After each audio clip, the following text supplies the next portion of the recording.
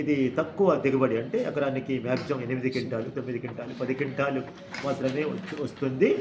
ఇది seed production. ఆ company వాళ్ళు ఇక్కడ సీడ్ ప్రొడక్షన్ చేస్తున్నారు ప్రతి సంవత్సరం గరకగూడెం, పినపాక మండలాల్లో. ఇప్పుడు ఎన్ని ఎకరాల సాగు ఉంది సార్? సీడ్ ప్రొడక్షన్ కూడా ఈ మండలంలో టోటల్ ఇప్పుడు యాజ్ ఆన్ టుడే ఈ సంవత్సరం ఒక 5,000 ఎకరాల వరకు మేము ఎక్స్పెక్ట్ చేస్తున్నాము.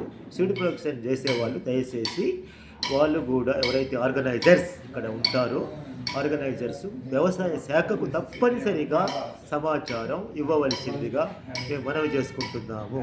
ఎన్ని ఎకరాలలో మీరు ఇక్కడ సీడ్ ప్రొడక్షన్ చేస్తున్నారు, ఎన్ని ఎకరాలు, రైతుల పేర్లతో సహా వెరైటీ పేరు మాకు తప్పనిసరిగా ఇవ్వాల్సిందిగా మనవి చేసుకుంటున్నాం.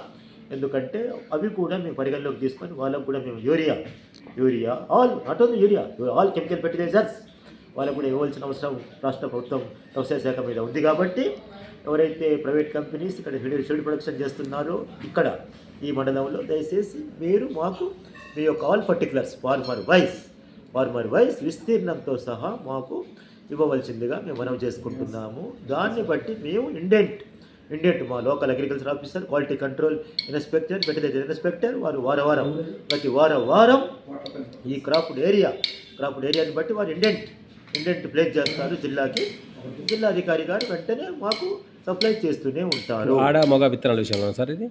ఎగ్జాక్ట్లీ. సీడ్ ప్రొడక్షన్ అంటేనే మేల్ అండ్ ఫిమేల్ అంటారు. ఇది చాలా మంచి, ఇక్కడ చాలా సిన్స్ 20 years సిన్స్ గత 20 సంవత్సరాలుగా ఇక్కడ బాగా అలవాటు పడ్డారు ఈ మండలంలో. కాబట్టి సీడ్ ప్రొడక్షన్ కూడా ఇక్కడ బాగా నడుస్తుంది ప్రతి సంవత్సరం. సీడ్ ప్రొడక్షన్ వేస్తే కంపెనీస్ కావచ్చు, ఆర్గనైజర్స్ కావచ్చు, వాళ్ళు దయచేసి మీరు కూడా మాకు రైతు పేరుతో సహా, గ్రామం పేరు, రైతు పేరు, విస్తీర్ణంతో సహా మాకు ఇవ్వవలసిందిగా మేము మనవి చేసుకుంటున్నాం. ఎందుకంటే రాష్ట్ర ప్రభుత్వానికి, వ్యవసాయ శాఖకి మీ మీద మాకు ఒక రెగ్యులేటరీ సిస్టమ్ మాకు ఉంటుంది. ఎందుకంటే రైతుకి ఏమైనా అన్యాయం జరిగితే రైతు మా వద్దకు వస్తారు, మేము వెంటనే రైతుకు న్యాయం చేయవలసిన బాధ్యత మా మీద ఉంది. కాబట్టి సీడ్ ప్రొడక్షన్ చేసే కంపెనీస్, ఆర్గనైజర్స్ మాకు తప్పనిసరిగా సమాచారం ఇవ్వాల్సిందిగా మనవి చేసుకుంటున్నాం.